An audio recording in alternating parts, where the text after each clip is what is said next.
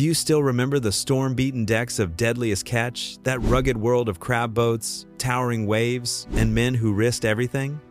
Have you ever wondered what became of the crew who braved both the ocean and their own demons, only to carry scars that never truly healed? Today, we look back at 12 beloved cast members, honoring their journeys, their hardships, and the tragedies that shaped their paths. Join us as we reveal what really happened. Since 2005, Deadliest Catch has drawn millions of viewers into the unforgiving world of Alaskan crab fishing. This was no staged adventure. These were real crews, real boats, and real lives on the line. The show captured towering seas, frozen spray, and pots heavy with crab, but it also revealed the human side of the men who dared the Bering Sea. Every season meant months away from family, physical punishment that aged men before their time, and stress that pushed many to their breaking point. Injuries were routine, sleep was scarce, relationships strained under the weight of absence, and when the cameras stopped rolling, the hardships didn't. Some of the cast endured addiction, some survived divorces, and some lost everything. For others, the sea or sudden illness cut their lives short. Fans didn't just watch fishermen, they came to care about fathers, sons, and brothers who carried dreams and pain in equal measure. In this documentary, we'll revisit 12 of them. We begin with those who are no longer with us, whose stories remind us of both the danger of the job and the fragility of life. Then, we'll follow those who stepped away, who faced demons, or who bore invisible wounds. Together, their journeys form the bittersweet legacy of Deadliest Catch. Phil Harris. Phil Harris was more than a captain, he was the very soul of Deadliest Catch. Fans loved his sharp wit, his gruff but warm voice, and the way he guided the Cornelia Marie with both stubbornness and love. What made Phil so compelling was his bond with his sons, Josh and Jake. He wasn't just catching crab, he was teaching his boys how to live, even as his own health faltered. Years of smoking and endless stress weighed heavily on Phil. Viewers saw his coughing fits, his exhaustion, and his fierce refusal to slow down. Then came February 2010. While offloading crab in Alaska, Phil suffered a massive stroke. The cameras kept rolling, and fans witnessed both his fight and his family's heartbreak. Just days later, at only 53, he was gone. His death marked one of the most emotional chapters in reality television, yet his spirit lived on. Josh, carrying the Harris legacy, eventually took the Cornelia Marie's wheel, determined to honor his father's memory. Fans still remember Phil not for how he died, but for the larger-than-life way he lived, tough, loyal, and fiercely human. Tony Lara. After Phil's passing, Tony Lara stepped in as relief captain. A longtime friend of Phil, Tony offered stability when the crew and family were reeling. His calm demeanor contrasted with Phil's fiery energy, but it brought comfort to both the ship and its fans. He was never meant to replace Phil, but rather to honor his memory by keeping the Cornelia Marie moving. Off-camera, Tony was equally respected. He had decades of fishing experience and a reputation as a teacher and mentor in the crabbing world. Yet, beneath his quiet confidence, no one knew his time was so limited. In August 2015, while attending the Sturgis motorcycle rally in South Dakota, Tony died suddenly in his sleep of a heart attack. He was only 50 years old. The news stunned the fishing community and the show's audience. Tributes poured in from fellow captains and longtime fans. They remembered him as a loyal friend, a skilled fisherman, and someone who helped guide the Cornelia Marie through one of its darkest chapters. Nick McGlashan. Nick McGlashan was the kind of deck boss who could keep spirits high even when exhaustion and freezing winds cut everyone down. His humor, loyalty, and relentless drive made him unforgettable. Fans saw in him not just a fisherman, but a survivor who refused to quit, no matter the storm. But Nick's greatest battle wasn't with the sea, it was with addiction. He spoke openly about his struggles with alcohol, heroin, and methamphetamine. At one point, he described surviving multiple overdoses and the shame that came with letting his crew and family down. Still, he fought to recover, entering rehab and returning to the Summer Bay, determined to rebuild his life. In December 2020, tragedy struck.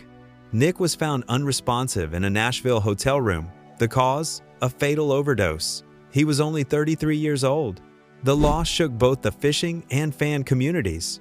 Captain Wild Bill Witrowski and others remembered him as a man of immense heart. one who fought demons as bravely as he fought the waves.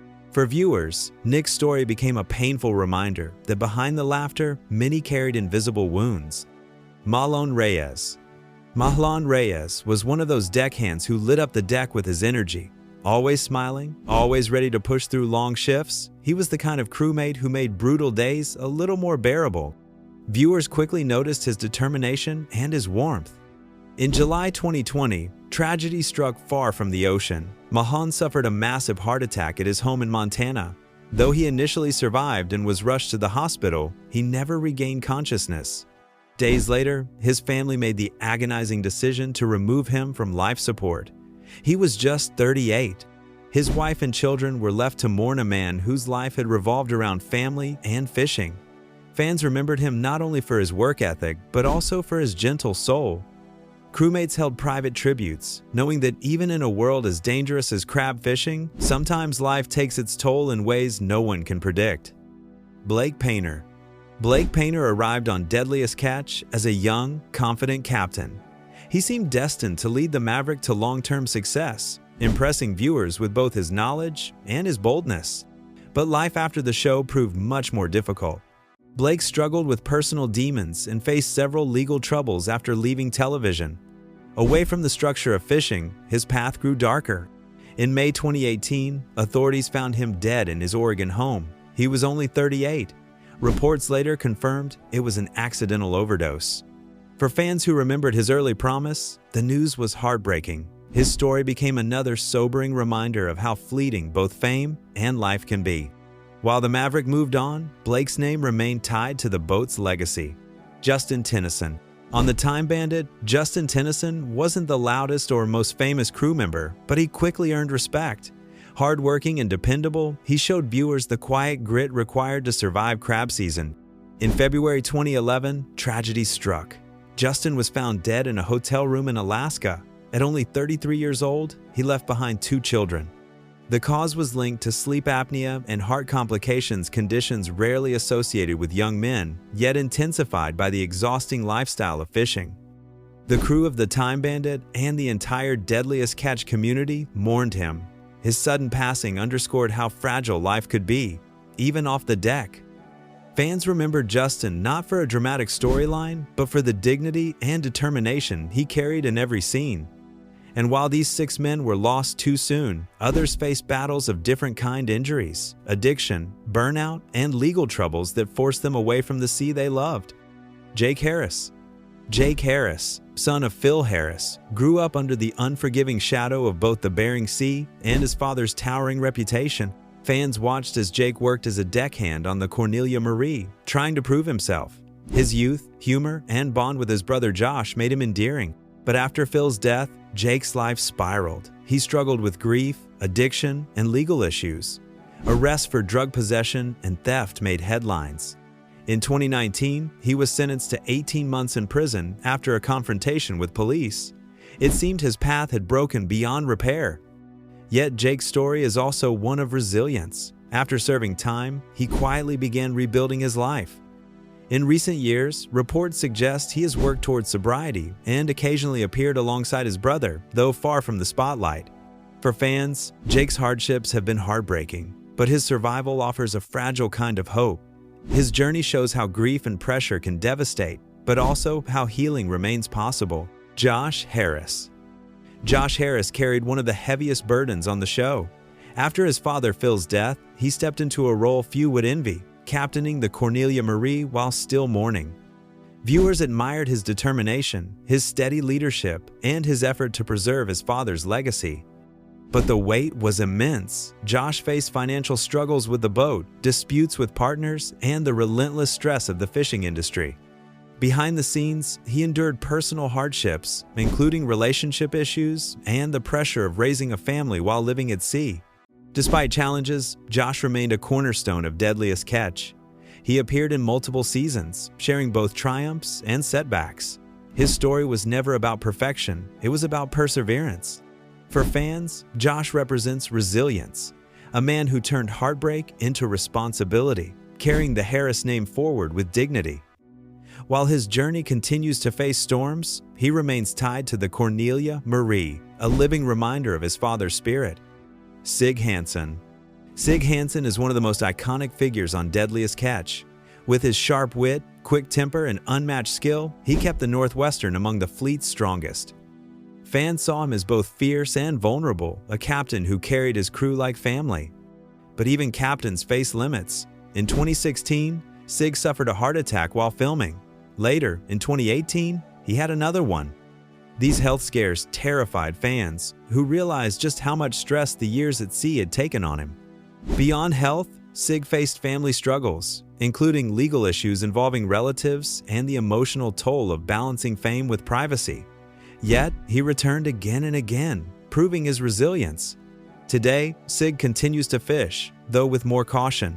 He often speaks about cherishing time with his family, recognizing how close he came to being lost at sea or on land. Edgar Hansen. Edgar Hansen, Sig's younger brother, was one of the Northwestern's pillars.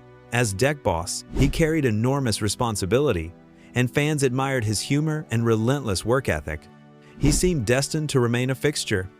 But in 2018, everything changed. Edgar pled guilty to a charge involving inappropriate conduct with a minor. The news shocked fans and devastated the show's reputation. Discovery quietly removed him from future seasons. Since then, Edgar has lived largely out of the public eye. For fans who admired his years of work, the revelation was heartbreaking and difficult to reconcile. His story stands as one of the most tragic falls from grace in Deadliest Catch history. Jonathan Hilstrand. Captain Jonathan Hilstrand was larger-than-life, boisterous, fiery, and full of heart. With his brother Andy, he turned the Time Bandit into one of the fleet's most recognizable vessels. His charisma and humor made him a fan favorite. But years of relentless fishing wore Jonathan down. In 2017, he announced his retirement, citing burnout and health concerns. Fans mourned his departure, believing they had seen the last of him. Yet the sea called him back. Jonathan later returned for select episodes, though less frequently than before. His decision reflected the conflict many fishermen face, the need for rest, and the pull of the ocean. Today, Jonathan spends more time on land, focusing on family and personal health. For fans, his story is bittersweet, a reminder that even the strongest captains must eventually slow down. Keith Coburn. Captain Keith Coburn of the Wizard was known for his intensity and precision. Fans respected his demanding leadership and his refusal to compromise safety, even under pressure. But Keith's life was marked by personal battles. Years at sea contributed to back injuries that required surgeries. Off-camera, he faced divorce and a very public struggle with alcoholism. At one point, he admitted stepping away from the boat to enter rehab, determined to regain control of his life. Despite setbacks, Keith returned to the Wizard, proving his resilience.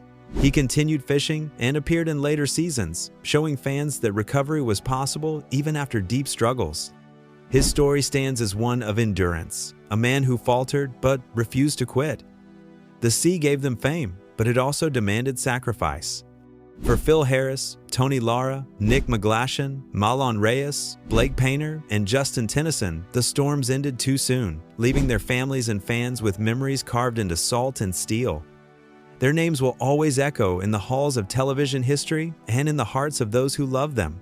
For Jake Harris, Josh Harris, Sig Hansen, Edgar Hansen, Jonathan Hilstrand, and Keith Coburn, the struggles never stopped. Addiction, prison time, health scares, legal scandals, and burnout marked their paths. Yet, each in their own way, they endured. Some chose quiet lives away from cameras, some returned to the sea, and others continued to balance the burdens of fame with the need for peace.